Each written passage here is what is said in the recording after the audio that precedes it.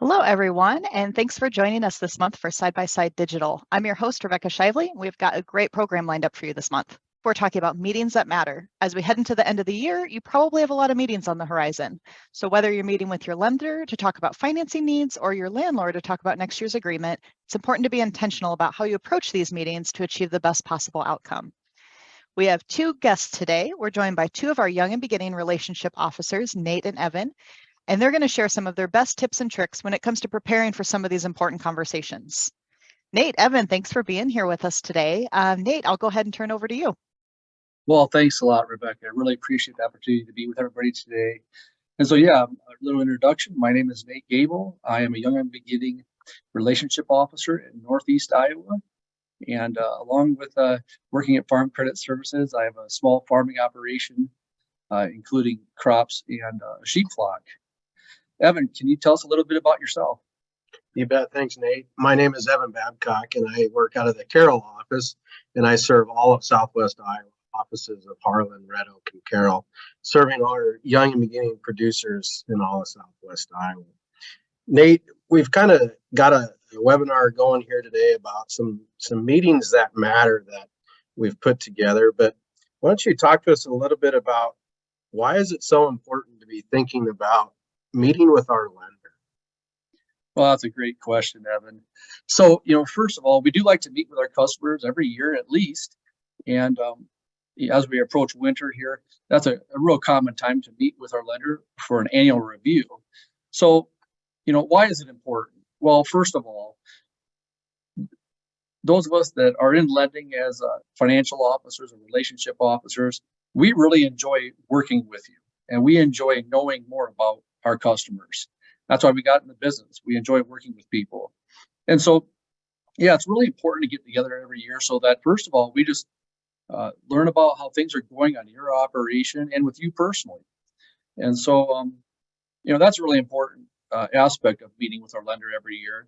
And then, of course, we're going to update financial information so that we can be more useful to you as an advisor and a stakeholder in your operation.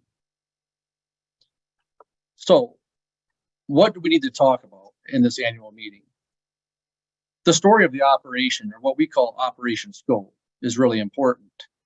That includes enterprises that your operation is involved in. So if we're producing grains, livestock, maybe we have other side businesses like custom operations, it's important for us to understand exactly what business enterprises that you're participating in on your farm.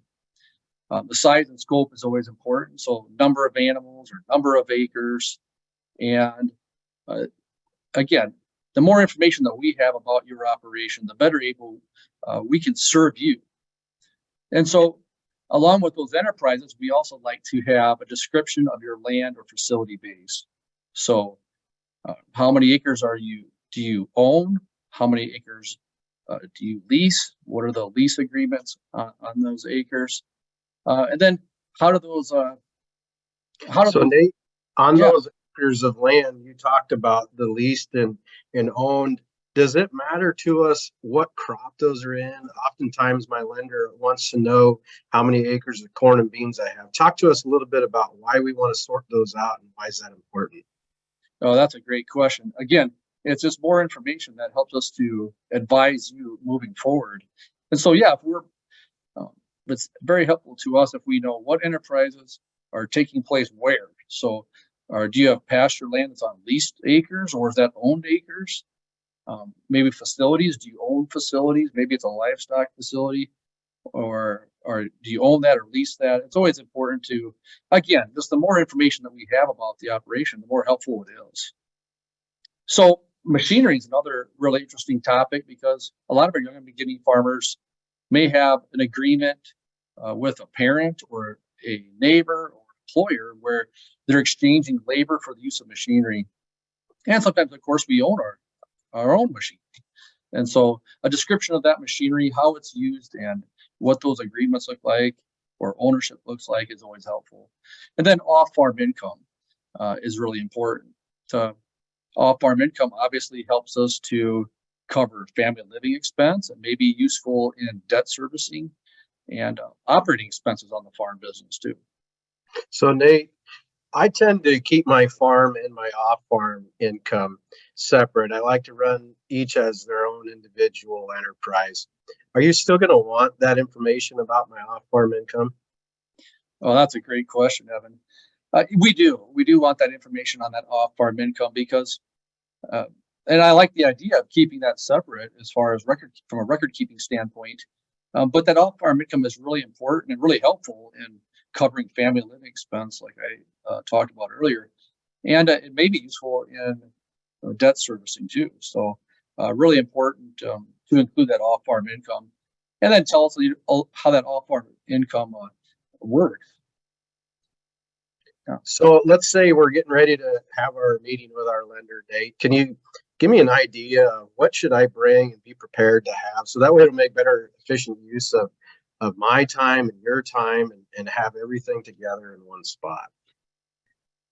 Well, yeah, that's a great question. And so, first of all, like we talked about that operation scope, if you have that written down, have the description of your farm written down so it's organized and easier to visit about. If you have those acres organized as to what's being produced on what acres or how many units of livestock you are using or you are producing, that's always helpful. But when we get to the financial statements, every year we're going to update a balance sheet. And so why do we look at a balance sheet? First of all, what is a balance sheet? And you see a picture on your screen of a blank balance sheet, but a balance sheet is a picture of the financial condition of our business at a point in time. And so every year we're going to update that balance sheet, preferably the same time as we did last year, so that we can compare year to year the financial condition of our business. And so hopefully the borrower can, produce their own balance sheet, but many times as a lender, we're going to work with you to create that balance sheet, update it. Like I said, on the screen in front of you is a blank balance sheet. In an ideal situation, you would have last year's balance sheet to go off of to create an updated balance sheet. But if you don't, some information that's really important to bring along so that we can create that balance sheet are right on your screen in front of you. So cash and equivalents are really important. So checking, savings accounts. It's always helpful to bring those statements with you, or a lot of customers have online banking and we can look on their phone and see what those account balances are. Marketable bond and securities. Accounts receivable is one that's easy to forget. So maybe we've sold some grain and we've deferred payment. We haven't received the cash from that sale yet, but we certainly want to record that. That gives us an indication of that asset balance. Market livestock and crop inventory is always important. Prepaid expenses is another one that we can sometimes forget about. If we're prepaying for next year's crop and this year, it's important to have records showing what have you purchased so far and what were the balances of those prepaids. And then non-current assets, machinery and equipment, of course, is important to have an inventory of that. And also, if you've changed some equipment, if you've purchased or traded, really important to have those items recorded so that we can put that in the balance sheet. And sometimes that's easy to forget. If we purchase a new piece of machinery, we might forget, well, did we purchase that last year before the balance sheet was made? Or so you have the time of that machinery purchase is very helpful. And then, of course, breeding livestock, vehicles, buildings and improvements. Improvements are another one that's really important. Maybe you've built some terraces or done some tiling on some farmland. We certainly want to record that. And then other non-real estate, of course, but then other non-current assets like retirement accounts. It's always helpful if you have a statement that shows that account balance. And we know that if you have a retirement account that's based on stocks and mutual funds, that it's going up and down every day. But if we have a statement that shows that balance at a point in time, that's very helpful. And then liabilities. when I get a lot of appointments with customers, and like you mentioned, they tend to forget maybe what we purchased, because 12 months is a long time of buying and selling. I'll just make a comment there. It's real important that if you're going to write checks, maybe put in the memo of that check, so that way that's your record keeping system to go back through and remind yourself what are some of the things that we purchased or improved to be able to have that record. So that's a quick, easy way that doesn't have to be anything that's extra work for you to do. Use the memo in your check. I'll put that pitch in there. That's a great point, Evan. Thanks for sharing that. So along with our assets, of course, we want to record liabilities. And so those would be accounts payable, operating notes, outstanding drafts and checks is another thing that's kind of easy to forget. Maybe we've written a check for some seed or fertilizer for the coming year, and it hasn't gone through yet. It has not been cashed yet. So we need to account for that, because that would, if we don't account for it, it's going to throw off our balance sheet. And so credit card debt, we need to record that too. And then obviously any machinery, livestock, or real estate debt. So after we have a balance sheet completed, we also want to have tax returns. Now, if we have a long-standing relationship with you, we most likely have your previous year tax returns, but we may be missing the most recent year. So, bring that along. And a good habit to get into is, after you complete your tax return every year, you can simply have your accountant email that to us, or bring us a paper copy, and we'll index that for you and get it right back to you. A driver's license, if we don't have an updated driver's license, we like to have that too. And then cash flow projections. A cash flow projection is exactly what it sounds like. It projects the cash inflows and outflows for the coming year.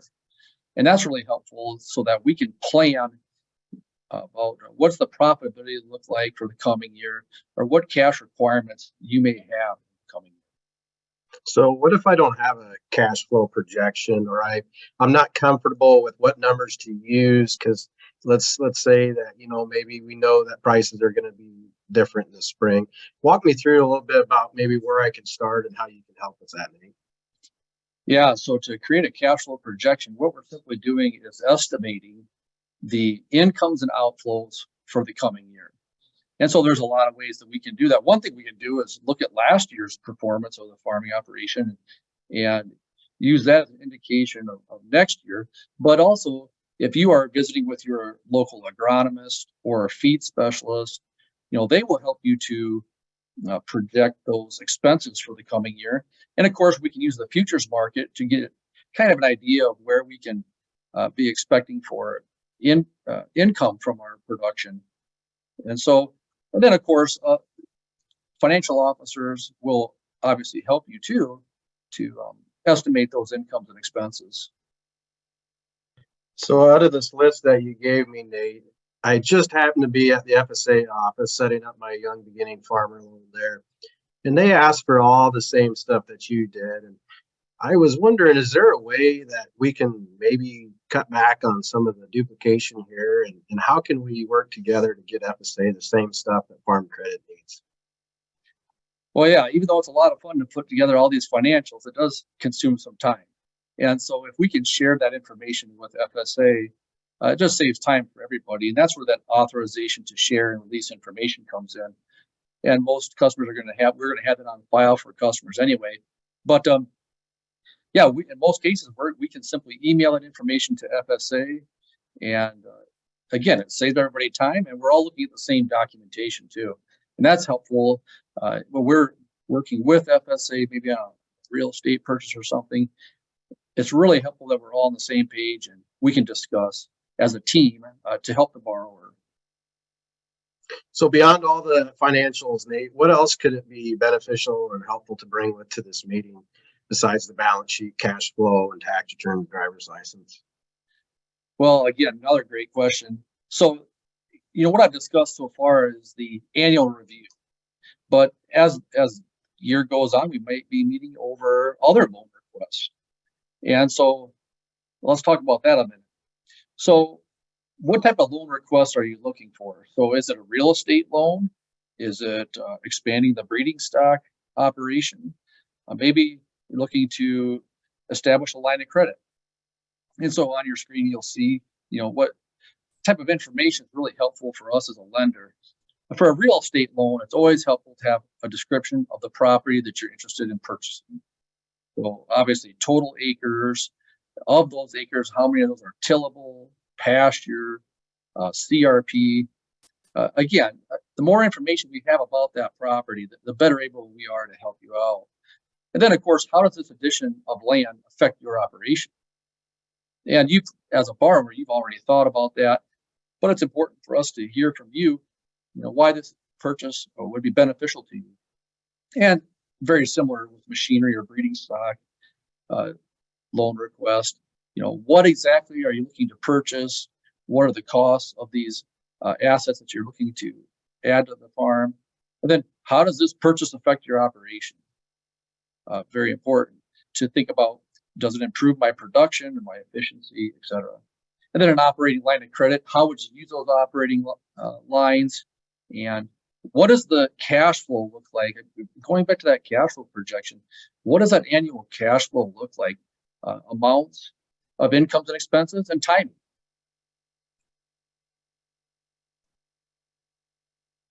Sure, this is a lot to kind of take in, but can you give us maybe an example of how a meeting might look, and maybe an instance where somebody's just really made good use of time here? Yeah, so my top customers, they have a really good picture of their operation, really good description of their operation. And along with that, they have an idea of where they want to be. They have goals and objectives that they want to accomplish in the next year, the next 3 years, the next 5 years.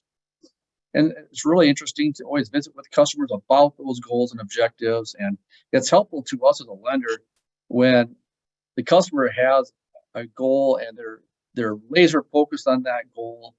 And then when we look at financials, then we can talk about management decisions that can help our borrower to reach those goals.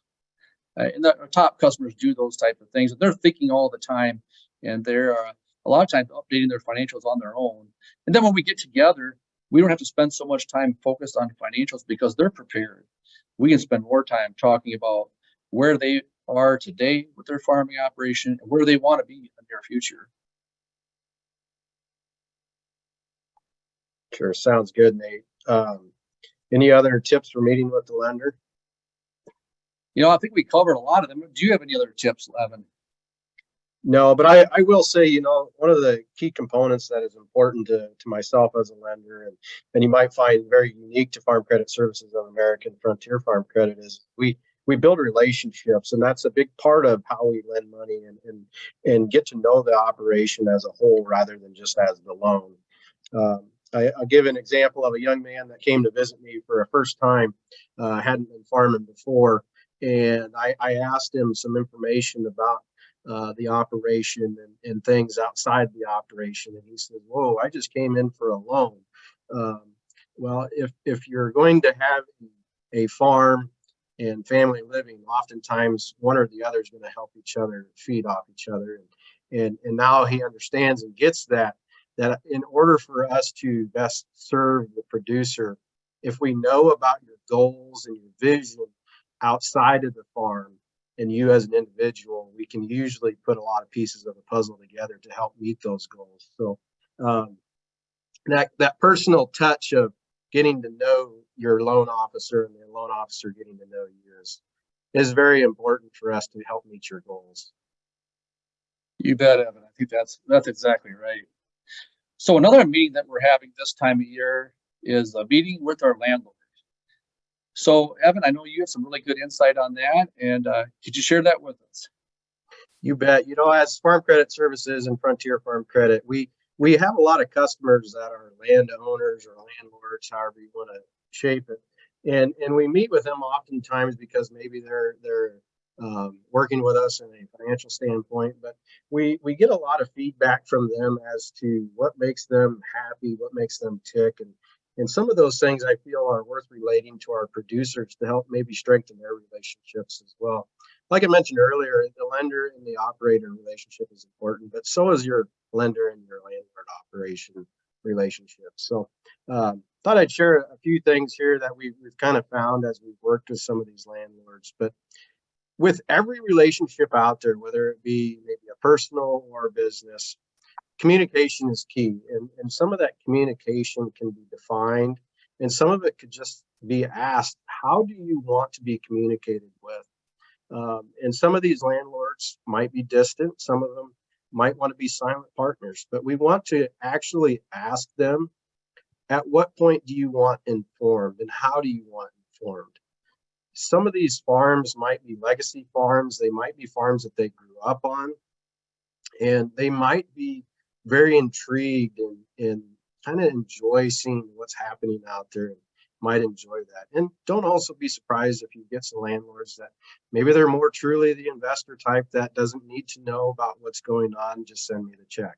And you'll find that. But by asking upfront and finding out what they want, it opens that door for the opportunity for them to be able to say yes or no, I want to be involved. And beyond that, if you find out that they want communication, we can find out what type and maybe how often. So we might want to find out that they want to be informed throughout the year. You could probably give a quick update of, hey, I'm going out to spray, or we got record amount of rain, or it's a drought this year. Give them as much or as little as they want, but allow them to define where that line is and ask flat out up front. So Evan, if we have a landlord that really doesn't desire a lot of communication, what does that relationship look like? And there are people like that out there with that communication. I'll probably get into some detail here in just a second, but at some point there will still be some communication even with those that don't want communication. And that communication is going to come in the form of, what does my rent look like for next year? So what I recommend to those people that don't want a whole lot of communication is that we still do an annual meeting.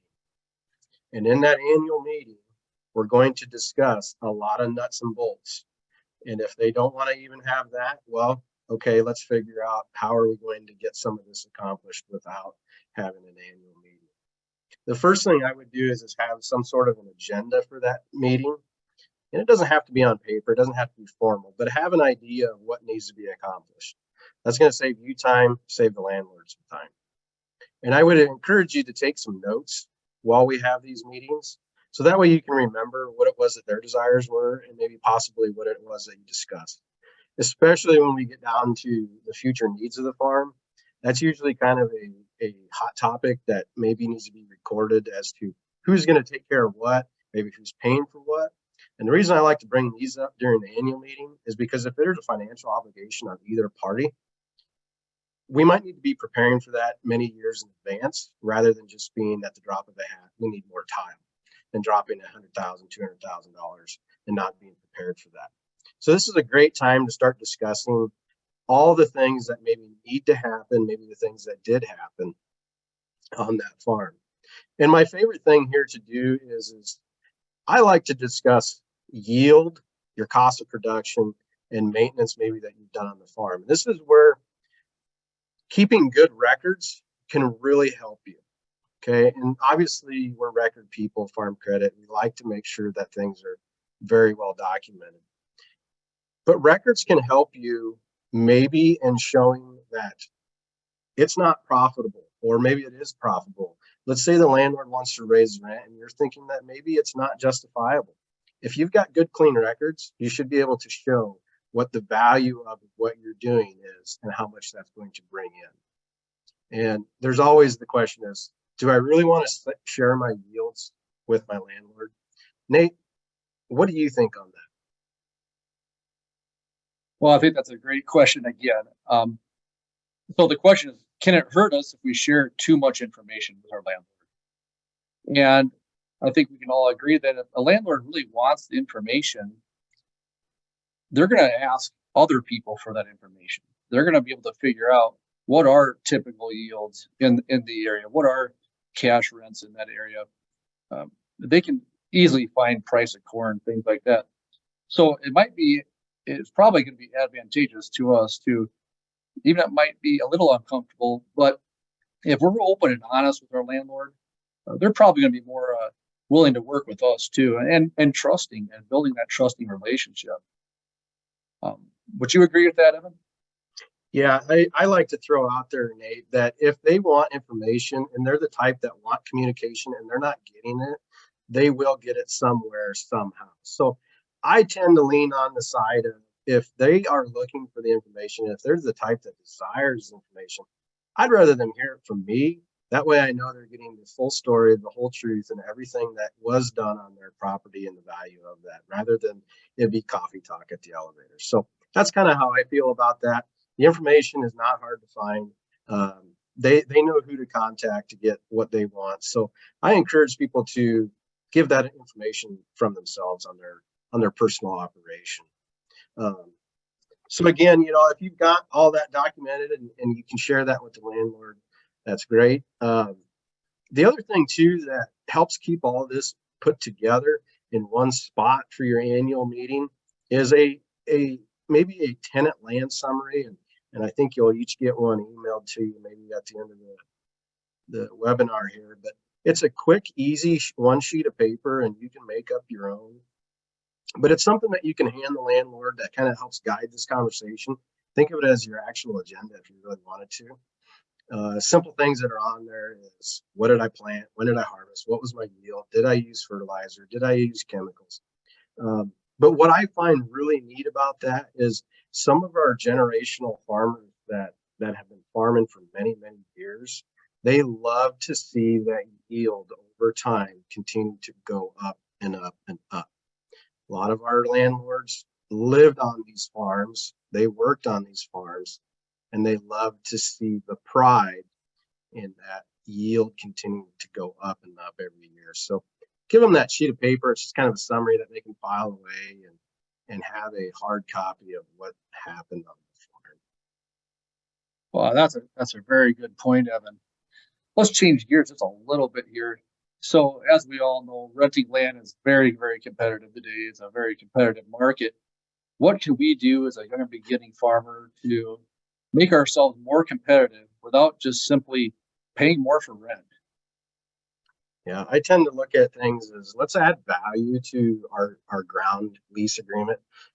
Anybody can write a check for that parcel of ground, but a person that could add value beyond the dollar is somebody that's going to strengthen a relationship and be able to keep that ground more on a long-term basis than a turn by turn.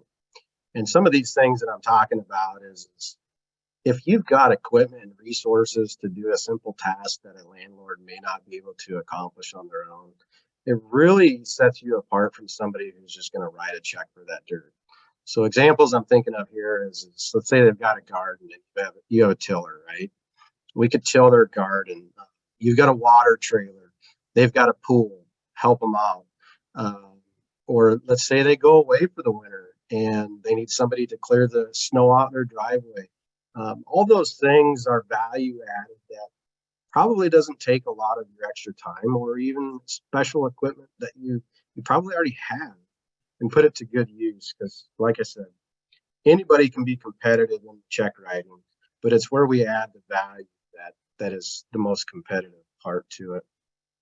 And the other thing that I like too is and again, some of these ideas are things that I hear from customers or landlords is send them a thank you. Go beyond the check writing. I was mentioning earlier, a customer told me that they got a thank you from their elevator. They bought their inputs from the elevator, got a thank you card. Okay, I could go to any elevator and buy my inputs, but that one took the time to give a thank you. Is that necessary? No.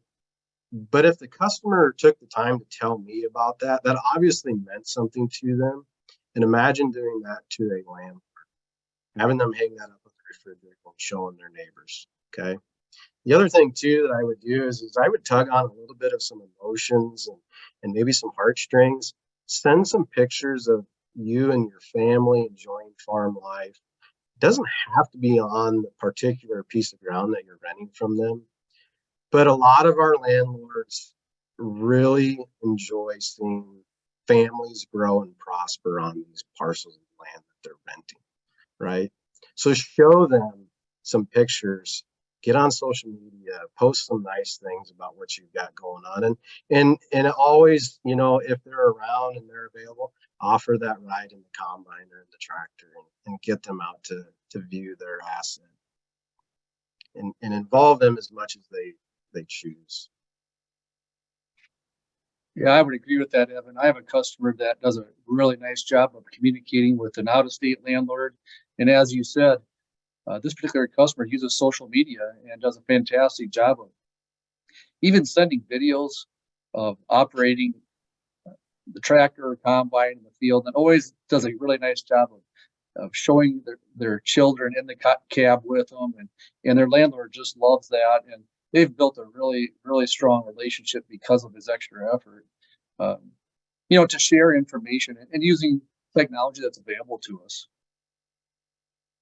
Right. There's all kinds of means and methods to share information, and that goes with any part of how we're going to share our story. Put it out there in a positive way, and be careful about character as well. Landlords can see what you're up to in the community. They see how you portray yourself as a producer. Put positive, good messages out there about what you're doing on the farm, and also be cautious about what maybe negative stuff that we could be putting out there. Your farm is an operation, it's a business, and people want to do business with people that they have trustworthy and high character values, and that'll help build that strong relationship as a good, positive person as we're posting stuff on social media. So. Well, I agree. I agree with that 100%. So, Rebecca, do we have any questions on our topics today? Yeah, thanks, guys. A lot of really good content there. I like how you both kind of took it back to telling the story of the operation. So telling your lender about what you have going on, but also keeping the landlord informed. So kind of a cool parallel there. So we have a little bit of time here for questions, so definitely remember to submit those using the Q&A button.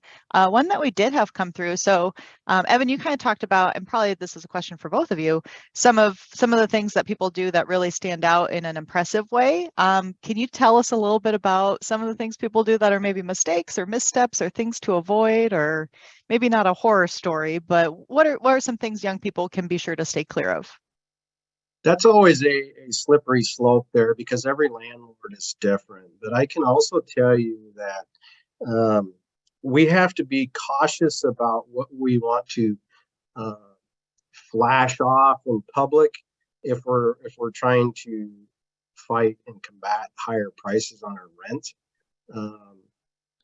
We want to make sure that if we do want to maybe have that discussion, that we've got good reason. Because if they see that we've got extravagant lifestyle, but we also want a break, they're going to question that. And that's actually a very common discussion that we've had in my particular experiences with a lot of landlords. I agree exactly with what Evan just said. I've had landlords really kind of complain about maybe a young person or a person of any age, or renter of any age. But a great example is they pull up to discuss rent with a brand new pickup, and they're trying to contest the rent going up. And the person that landlord might be a person that never had a new pickup in their entire life. Okay. And so, yeah, they see the tenant coming up with a new pickup, and they kind of question how they're spending their money possibly. And everyone has a right to spend their money the way they want to. But I think it's just a really good idea to relate to the people that you're renting land from. Really good points there. Yeah, it's not that you can't have these things, but having a little bit of self-awareness and, kind of knowing your audience, right? Making sure you're meeting someone where they're at. Question, maybe this one's more for you, Nate, but we had a question come in about machinery values on the balance sheet. Is that something that you should be adjusting every year? I know the market for equipment's kind of crazy right now. What's kind of your take on that? Well, that's a real common topic. It's a question we get a lot from customers at balance sheet time. And you said exactly right. Today, we're in an environment where machinery values are increasing. Now, The problem with increasing the value of our machinery on our balance sheet is that now we are showing a net worth gain that's unearned. Okay, the farming operation didn't produce those extra dollars. And so we don't want to reflect that on the balance sheet. At the same time, we do want to, our standard here at Farm Credit Services is to depreciate machinery 10% every year. And of course, we have customers that, and rightly so, they challenge that and ask about it.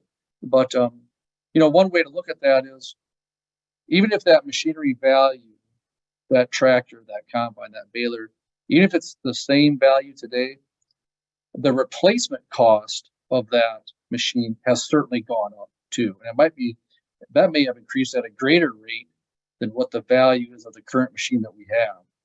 So by depreciating that machine, we are going to show a loss in value of that particular item of machinery. And so it's a more accurate way of showing a cost or reflecting the cost of that machinery as a fixed cost. All right. Maybe a question more for Evan around kind of the landlord conversation. And this is kind of a tricky one. Do you have any advice or recommendations if you have a strained relationship, or if maybe communication hasn't been great and things are a little bit tense? Do you have any strategies or things that you've seen work to kind of hit reset or repair that relationship if it starts getting maybe a little tense? Yeah, that's a tough one, and it goes back to the relationship that you can develop. And I find the best thing to do is just flat out ask, hey, what is it that you want? What can I do to better our communication here? And usually by having these annual meetings, that's a great starting point to just start a conversation and let it kind of take itself from there. But by having that identified time to discuss the operation, you'll find out that there's a lot of things that can come out, things that can be solved by just, setting up a very specific time to have a conversation. Yeah, I think that's a great point. Probably the worst thing to do is to just ignore it and hope it goes away, right? But have, as much as it might be painful or awkward at the time, having the courage to kind of be really direct and have that conversation and clear the air, I think that's a good strategy. Anything you'd add on that, Nate? Well, I think Evan said it, exactly right. Try to repair that relationship the very best we can and ask the right questions. I think Evan said that very well. Awesome. Good advice there. Kind of a follow-up question, it looks like, to our machinery one. So is a piece of equipment worth zero after 10 years, or is there a bottom that you would value something when you mentioned the depreciation?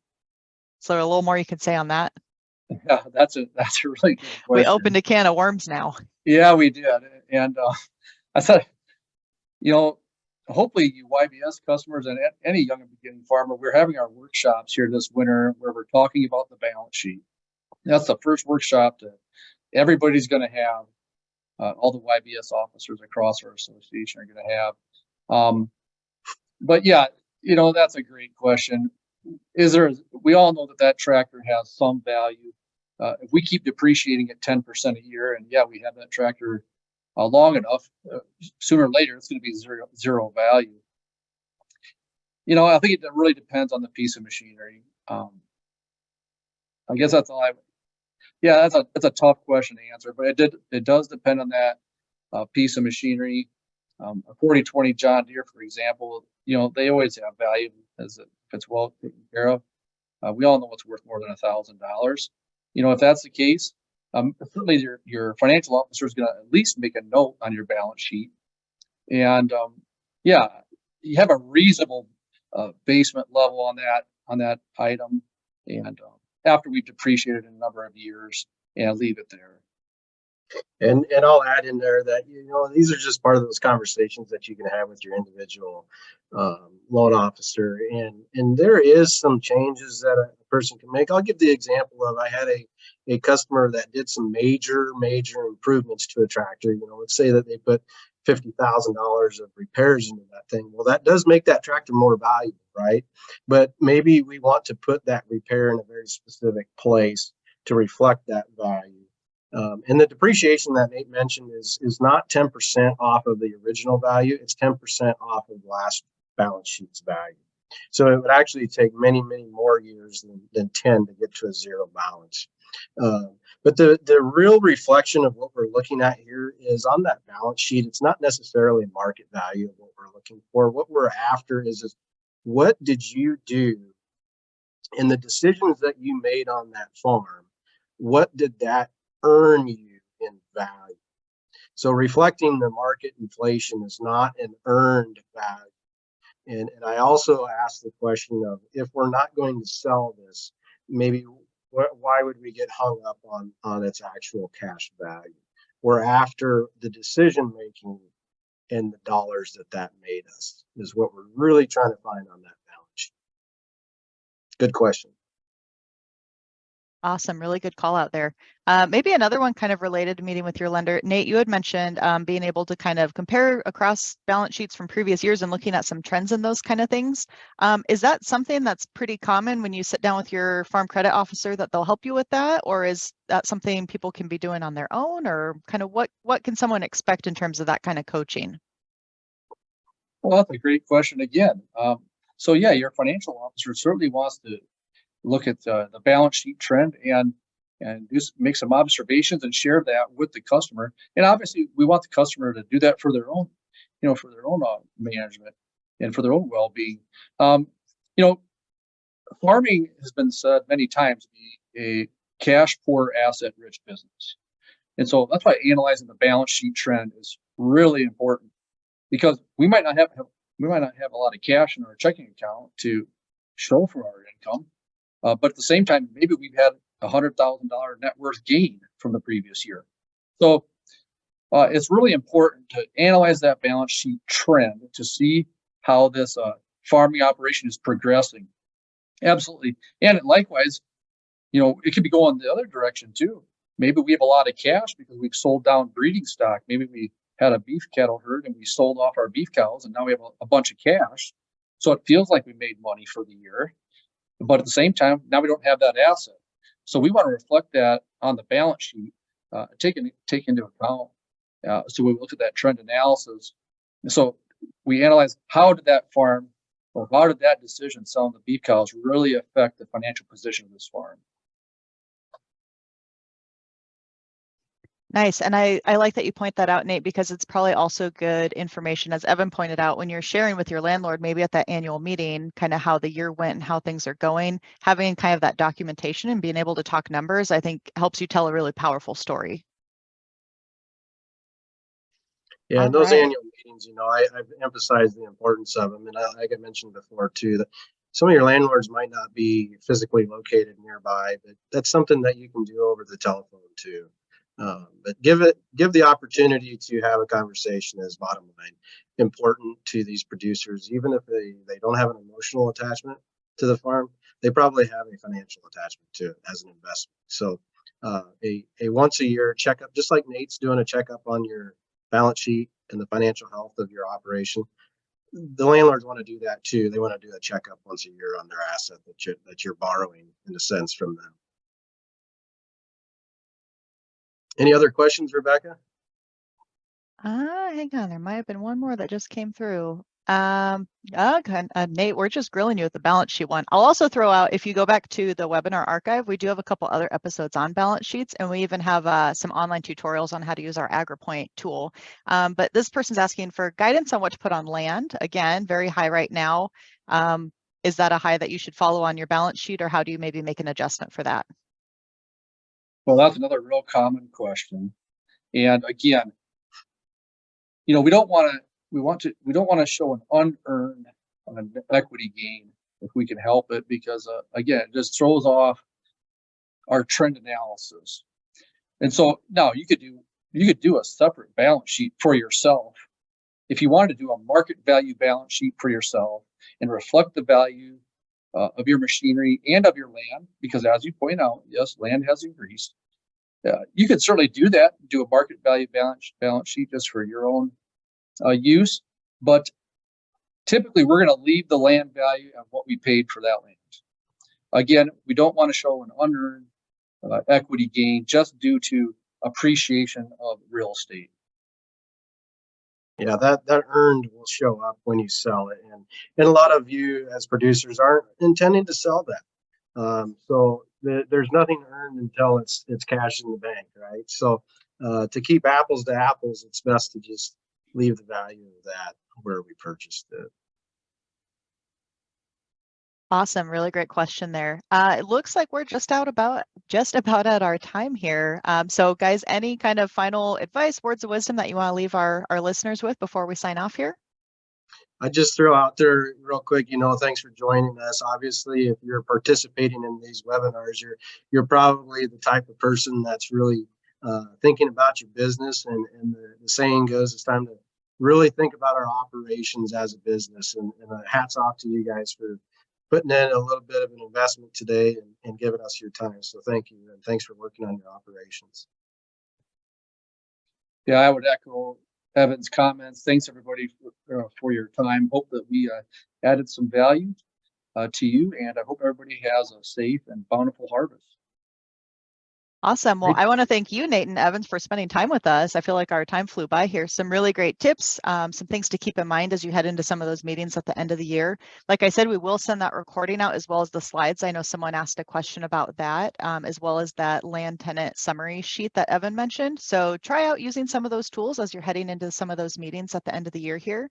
Again, to echo the guys, thanks everyone in the audience for joining us and taking time. We know it's a busy time of year, so thanks for joining us and those really great questions.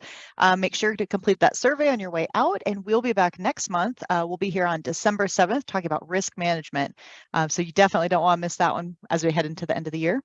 So until then, take good care, and we hope to see you back online with us soon. Thanks, everyone. Thanks.